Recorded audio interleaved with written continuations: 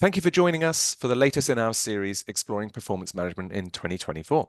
I'm Roly Walter, founder of Appraised, the employee performance management platform. And Appraised is designed to help managers and employees get the very best from each other, getting feedback on how they're doing, alignment on objectives, and clarity on opportunities for personal development and growth.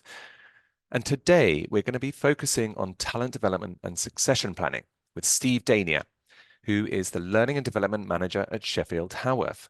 And during his career, Steve has worked in a range of sectors, including pharmaceutical, legal, construction, and staffing and recruitment, which is where he currently works. And Sheffield Haworth is a global talent consulting firm across financial, consulting, technology, and service sectors. The company employs over 200 people in 14 global offices around the world. Hello, Steve. Welcome to the podcast. How are you doing today? I'm very well, thank you, Roly. Yes, it's Monday morning. It's really nice and warm here, so can't complain. Excellent. And I think you probably did you have an eventful weekend? Yes, it was very eventful actually. Lots of family stuff, and yeah, just really acclimatizing to spring as well, taking advantage of the nice weather that we're having. Excellent. Yeah, we're getting there, aren't we? Yeah. Anyway, look, thank you so much for joining us today. And you and I go back a few years, sort of kind of in passing, right? We've sort of worked together obliquely, perhaps not always knowing that we have been working, various different organizations, right? Yes. But so I'm really grateful that we could really get to talk properly on this podcast. And I really want to hear all about your thoughts about talent development and in particular within your current organization. So I know we've chatted before, you've told us some interesting things. I'm looking forward to try and digging that out of you again today. So let's start off with a broad question, if it's all right.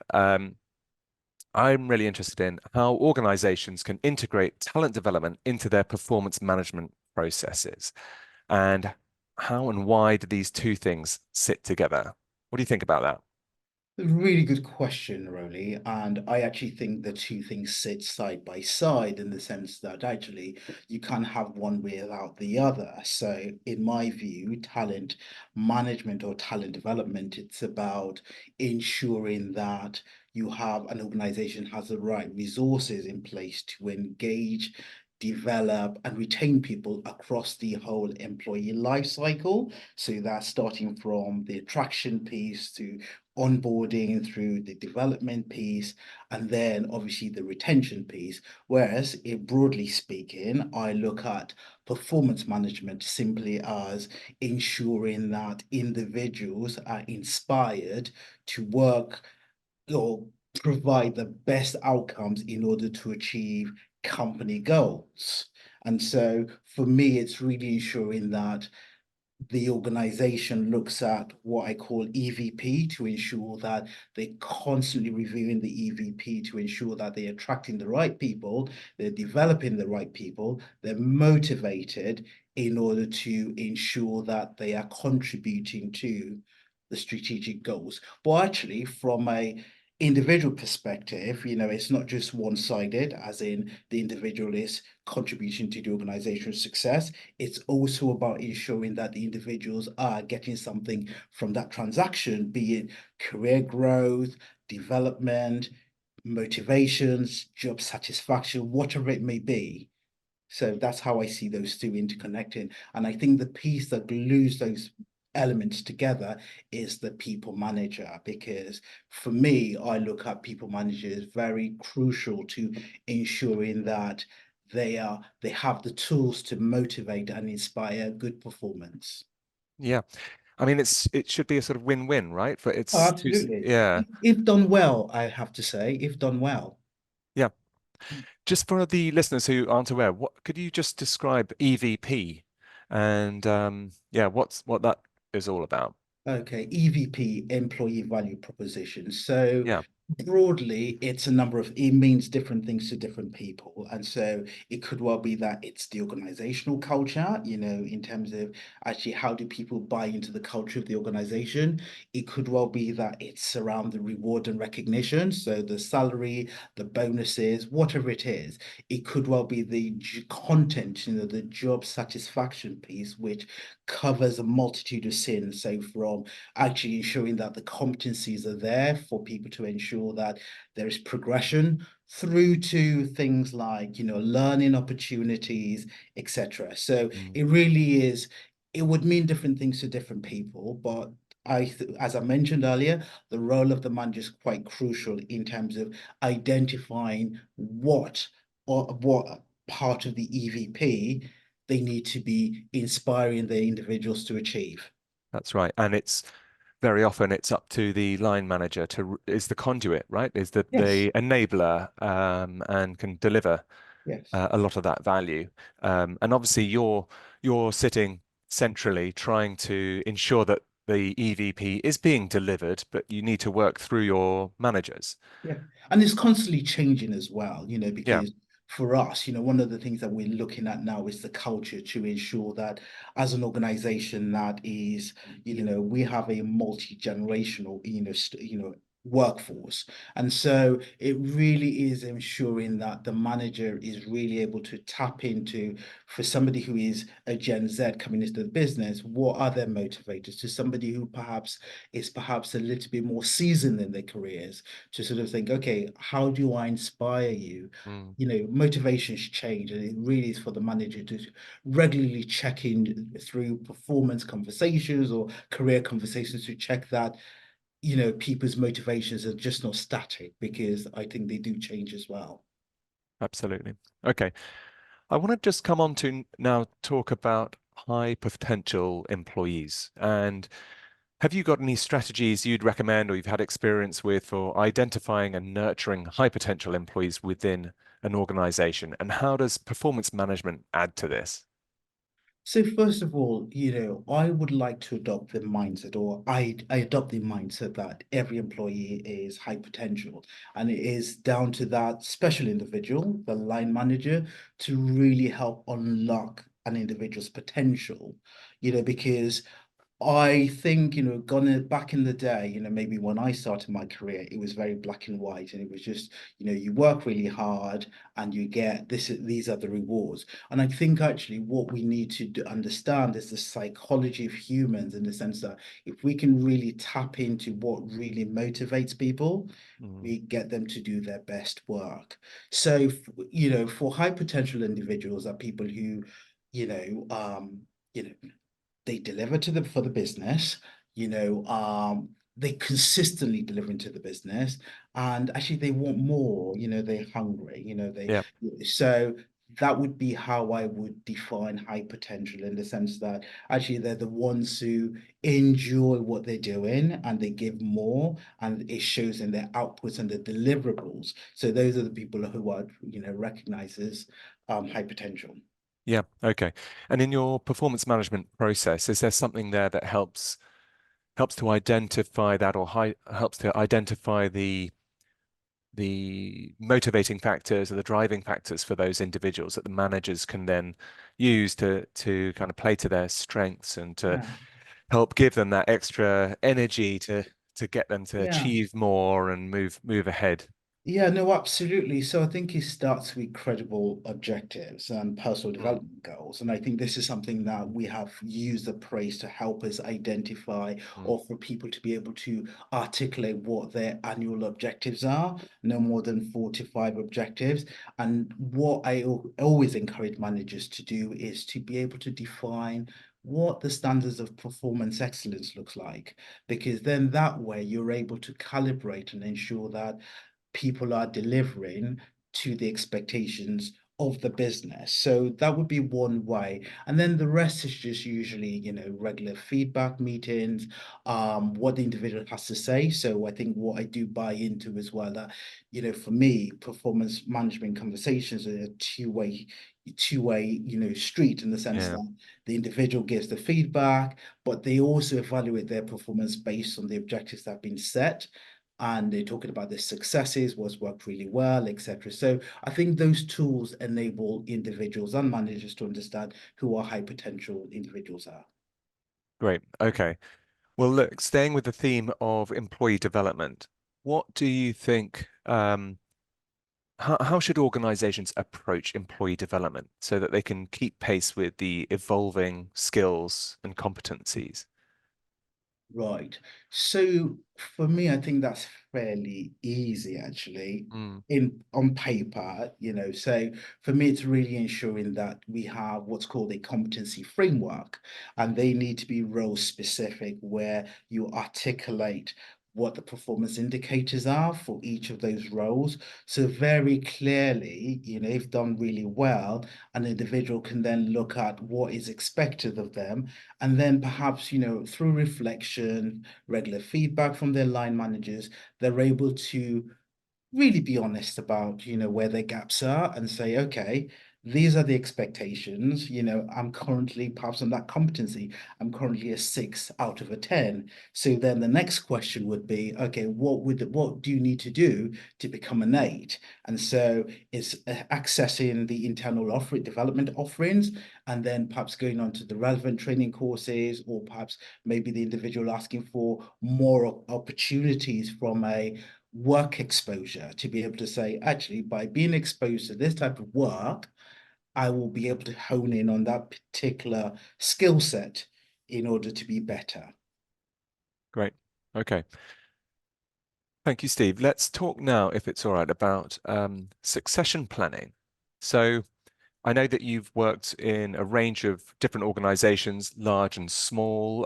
Some organizations will have different approaches to this, but I was wondering if you could share any examples of how companies that you've worked for or heard of that have successfully implemented succession planning as part of their performance management process, and any lessons you've taken from their experiences. So, yes, this is something I'm really familiar with, and I'm really lucky in the sense that L&D straddles, EMC as well as HR. So I'm almost a conduit. So what I have done in organizations is to be able to work with HR to really kick off that talent review process, which is, starts really around about mid-year to say, okay, we've now collated mid-year reviews. Now let's go in and calibrate the information that people are putting down in their mid-year reviews. And so we try and sense check those, reviews or findings with managers just to verify that actually there's no bias, because that's something that can actually Hmm. seep into performance management. And then what we then do is really go back to the individuals to really informally have conversations with them. And I think this is done separate to line managers, because I do think that there is that impression, there is that potential for impression management if the line manager is involved in those targeted development conversations. So I go in there, have conversations with the individual to say, what is it that you like doing? Would you like to do more of? What would you like to do less of? What's the next move for you? What is likely to get you there quicker? And actually ask some questions as well, because this is a really good opportunity for us as an organization to actually not take things for granted and perhaps Mm. explore retention risk, flight risks. So we ask the Yep. question to say, I will ask the question about, something along the lines of, what factors might influence you to explore the external market? And actually, for me, one of the things about holding this conversation is that, people do know that you're in service of them and their development, as supposed to be worried about this information or this rich data might have an impact in terms of their Yeah. career. Yeah. So that is something then I work with managers to identify and say, okay, let's look at the 9 box grid. In some cases, we'll use Mm. iterations of the 9 box grid and then try and plot people in to see if there's consistency with what the individuals are telling us, what the line managers are telling us, and then we go to our EMC or SLT to really ratify that information and then start to put detailed development plans for the individuals to ensure that they feel that the business is really supporting their development.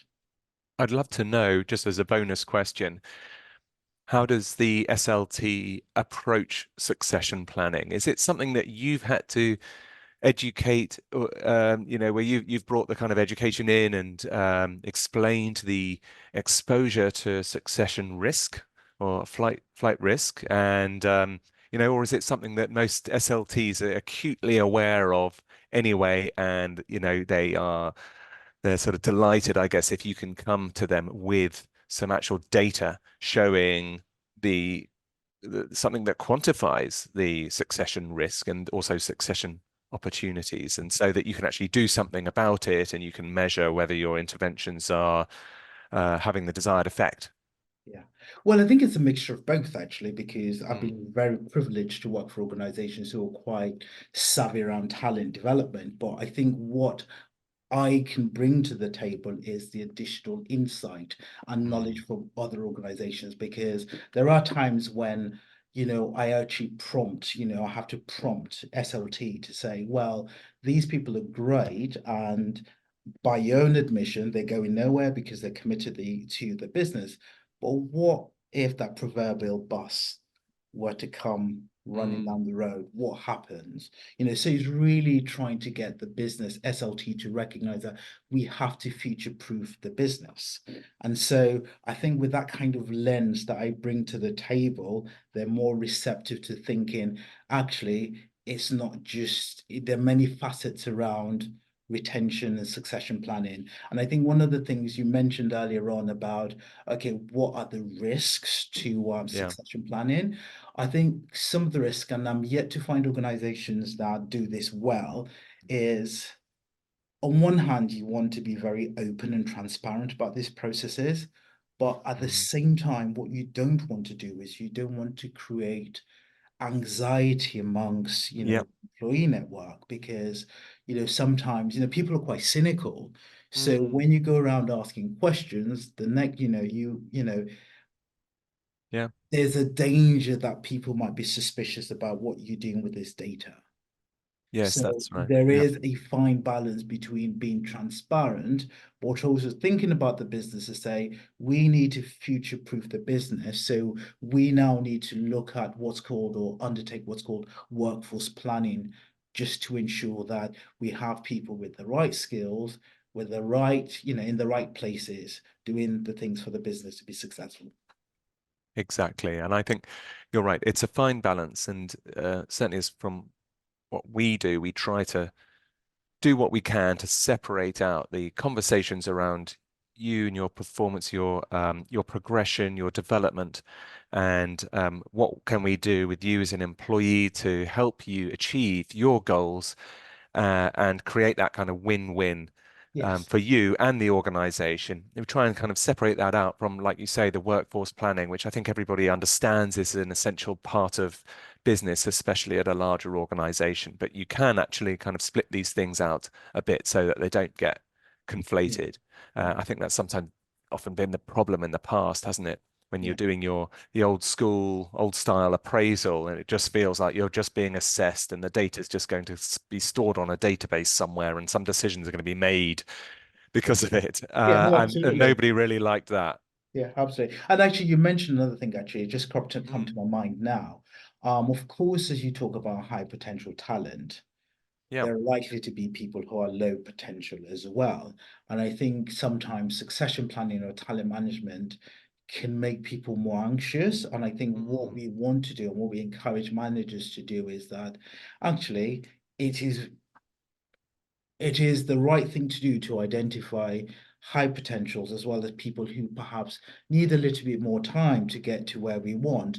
And actually, from this process, what we're trying to do is not try and find people, not find individuals to exit. It's more around how do we support their development? How do we give them mm, this crucial feedback so that they can start to perform to the best of their ability. So I always find, and this is one of the things that I find quite challenging actually, is that simply speaking, when you talk about performance management, there's a negative connotation. And yeah. I would like to flip it around actually, that actually performance management is a good thing, because Yeah. actually, if done really well, the individual is successful, the teams are successful, and ultimately the business is going to be successful as well.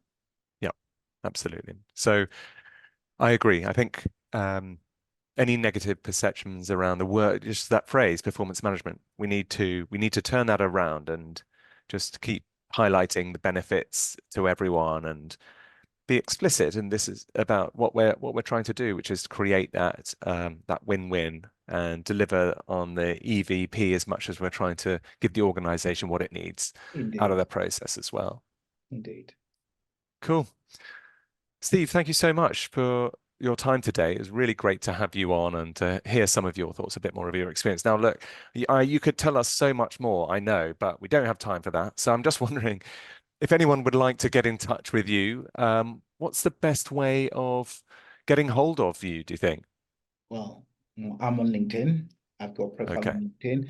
I'm very happy great. to connect with anybody who wants to hear more about my experience or indeed what we do at Sheffield Haworth.